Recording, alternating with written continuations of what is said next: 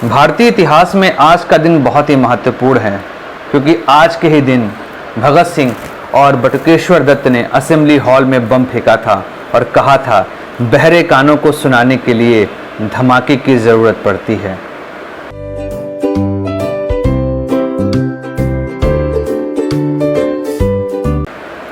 भारतीय इतिहास की बात की जाए तो भारतीय इतिहास में जब भी हम पढ़ते हैं तो स्वतंत्रता आंदोलन बहुत हद तक कांग्रेस और कांग्रेस के नेताओं पर ही केंद्रित रहा है। यहाँ पर आप क्रांतिकारी और उनके द्वारा किए गए कारनामों के विषय में बहुत कम पढ़ते हैं। इसी श्रृंखला में आप ये भी जान रहे हैं कि असेंबली बम ब्लास्ट जो कि भगत सिंह और बटुकेश्वर दत्त ने 8 अप्रैल 1929 को किया था, उसके विषय में भी बहुत ज़्यादा बातें नहीं होती हैं। हम यहाँ पर क्रांतिकारियों की बहुत बड़ी बड़ी कुर्बानियों को भी बहुत ही छोटे से कॉलम में लिखकर निपटा देते हैं।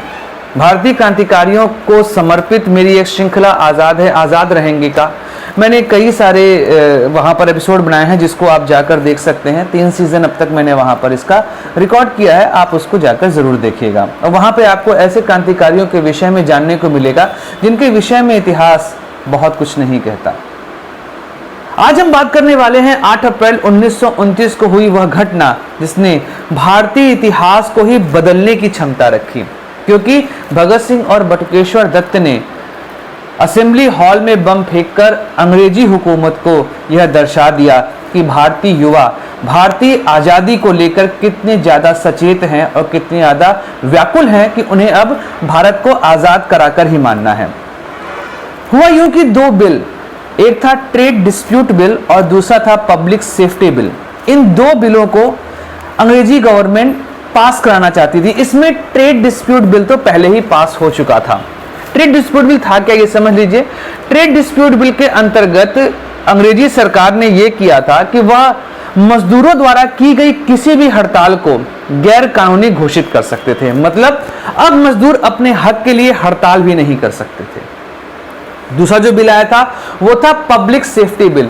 नाम से आपको लग रहा होगा कि यहाँ पे जो पब्लिक है उसकी सुरक्षा के लिए बिल लाया गया रहा होगा, और इसको दर्शाया भी कुछ ऐसे ही गया था।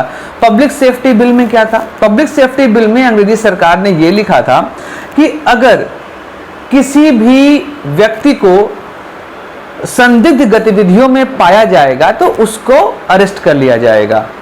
मतलब बिना, जब भी सरकार समझे कि कोई व्यक्ति संदिग्ध है, वो अपने हिसाब से मान सकती है, संदिग्ध है तो उसे अरेस्ट कर लिया जाएगा और उसके खिलाफ ट्रायल चलाने का भी प्रावधान यहां पर किया जा रहा था। तो ये 2 बिल पास हुए थे। इसमें से ट्रेड डिस्प्यूट बिल तो पहले ही पास हो चुका था। तो 6 अप्रैल 1929 को भगत सिंह और बटुकेश्वर दत्त ये असेंबली हॉल पहुंचते हैं और वहां पर पूरा जायजा लेते हैं कहां पर उनको बम फेंकना है जिससे लोगों को जान माल का नुकसान ना हो जाए।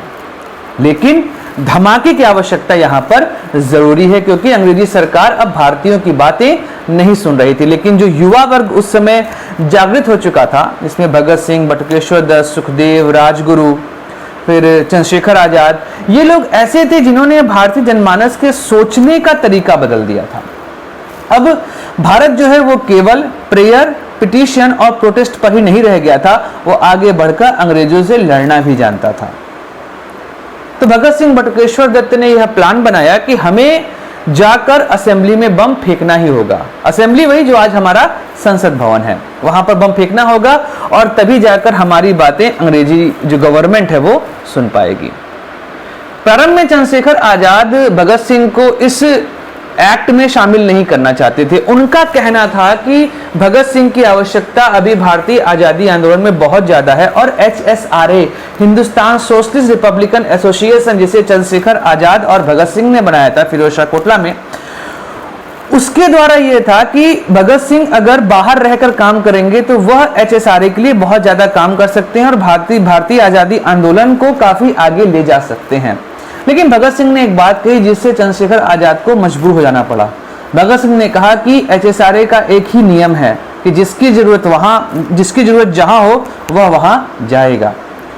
भगत सिंह की यह बात सुनकर चंद्रशेखर आजाद फिर कुछ नहीं बोले और उन्होंने कहा कि तुम अपना साथी खुद चुन सकते हो। तो भगत सिंह ने बटुकेश्वर दत्त का नाम दिया।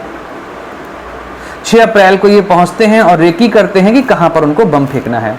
8 अप्रैल के दिन भगत सिंह और बटुकेश्वर दत्त असेंबली हॉल पहुंचते हैं, उस दिन दर्शक दीर्घा जो है पूरी तरीके से खचाखच भरी हुई थी, क्योंकि पब्लिक सेफ्टी बिल पास होने वाला था। भगत सिंह बटुकेश्वर दत्त इंतजार करते रहे कि आखिर कब वह समय आएगा जब हम बम फेंकेंगे और अपनी बातों को अंग्रेजों के सामने रखेंगे। विठल भाई पटेल पब्लिक सेफ्टी बिल पर अपनी बात रखने के लिए जैसे ही खड़े होते हैं, तभी भगत सिंह और बटुकेश्वर दत्त असेंबली हॉल के एक कोने में बम फेंकते हैं। इस बम के धमाके से पूरा असेंबली हॉल अंधकार में भर गया था, लेकिन एक व्यक्ति को खरोंच तक भी नहीं आई थी, क्योंकि बम जो है वो कम क्षमता का था और उसे फेंका भी ऐसी जगह गया था जहां पर किसी को नुकसान नहीं हो। बम फेंकने के बाद वो वहां से भागे नहीं, इंकलाब जिंदाबाद, साम्राज्यवाद मुर्दाबाद के नारे लगाते हुए भगत सिंह और बटुकेश्वर दत्त वहां पर अपने आप को सरेंडर कर दिए। इस दौरान भगत सिंह ने जिस पिस्टल से सैंडर्स की हत्या की थी, उस पिस्टल को भी अंग्रेजों को सौंप दिया। यह उनके लिए आने वाले समय में उनके खिलाफ एक सबूत बन सकता था, क्योंकि सैंडर्स हत्याकांड, जिसे लाहौर कॉन्स्पिरेसी केस भी कहते हैं, वह उसमें प्रमुख अभियुक्तों में आ सकते थे, क्योंकि सैंडर्स की हत्या जो लाला लाजपत राय के लाठीचार्ज की मृत्यु के बाद की गई थी, जिसमें चंद्रशेखर आजाद, सुखदेव, राजगुरु, भगत सिंह ये लोग शामिल थे। लेकिन भगत सिंह ने अपना वो रिवॉल्वर, अपनी वो पिस्टल हैंड ओवर कर दी और उसके बाद वहां से वो गिरफ्तार होकर चले गए। लेकिन शुरू में जब उनको गिरफ्तार करने के लिए पुलिस वाले जा रहे थे, उनको डर लग रहा था कि कहीं ये हम लोग को गोली न मार दें, क्योंकि ऐसा अग्रेशन, इस तरह का व्यक्तित्व उन लोगों ने अंग्रेजों के सामने रखा था कि अंग्रेज भगत सिंह, सुखदेव, राजगुरु, चंद्रशेखर आजाद जैसे क्रांतिकारियों से भय खाया करते थे। इसीलिए उनके लिए वो अलग अलग तरह के प्रोपेगेंडा करते रहते थे, उन्हें लोगों के सामने आतंकवादी तक बना दिया था। और अगर आप देखेंगे तो कई हमारे इतिहासकार आतंकवादी शब्द का भी प्रयोग करते हैं, जहां पर क्रांतिकारी शब्द का प्रयोग होना चाहिए था। तो ये घटना केवल एक बिल को रोकने के लिए नहीं थी, ये घटना बहरी कानों को अपनी आवाज सुनाने के लिए थी, जो कि भारतीय जनमानस की आवाज सुनना छोड़ चुके थे। अगर आपको याद होगा तो 1927 में साइमन कमीशन बनाया गया था, और साइमन कमीशन को बनाया गया था भारत में अच्छी सरकार के लिए क्या नियम होने चाहिए और क्या रूल होने चाहिए, उसको लेकर साइमन कमीशन बनाया गया था। भारतीयों के लिए ही जो एक कमीशन बनाया गया, उसमें कोई भी व्यक्ति भारतीय नहीं था। All white commission sir John Simon के लीडरशिप में ये कमेटी बनाई गई थी। 1928 में यह भारत आई थी और फिर साइमन गो बैक के नारे लगाए गए। तो आप ये समझ सकते हैं कि अंग्रेजी सरकार जो एक ऐसी कमीशन बना रही जिसमें कोई भारतीय है नहीं, वो अगर कोई बिल पास कराएगी तो उस बिल में भारतीयों के लिए कहाँ कुछ रहेगा। तो ऐसे बिल का अपोज, क्योंकि अभी तक कांग्रेस केवल प्रेयर, पिटीशन और प्रोटेस्ट पर ही अपने आप को आधारित रखे हुई थी, ऐसे में अंग्रेज अपना मनमानी भी करते जा रहे थे। तो भगत सिंह, सुखदेव और राजगुरु जैसे क्रांतिकारी जो हैं, उन्होंने अंग्रेजी हुकूमत को उन्हीं की भाषा में जवाब देना शुरू किया, जिससे अंग्रेजी हुकूमत काफ़ी हद तक डर गई थी। इसीलिए 24 मार्च 1931 को भगत सिंह, सुखदेव और राजगुरु को फांसी देने की बात की गई थी, लेकिन वो 23 मार्च की रात्रि में ही दे दी गई थी। ये भय ही बताता है अंग्रेजों का। अगर आपको भगत सिंह के बारे में जानना है तो आप बटुकेश्वर दत्त द्वारा लिखित भगत सिंह पर कहानी, जिस पर मनोज कुमार ने मूवी बनाई थी 1950s के दौरान, आई थिंक 1954 के आसपास वो मूवी बनी थी, आप उसको जरूर देखिए।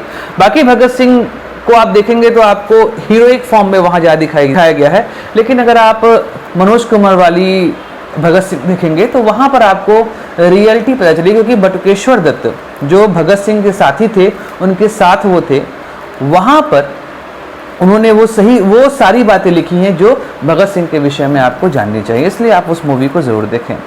असेंबली बम ब्लास्ट के बाद भगत सिंह और बटुकेश्वर दत्त को आजीवन कारावास की सजा दे दी जाती है, बट बाद में भगत सिंह, सुखदेव और राजगुरु को फांसी दे दी गई थी लाहौर कॉन्स्पिरेसी केस के अंतर्गत।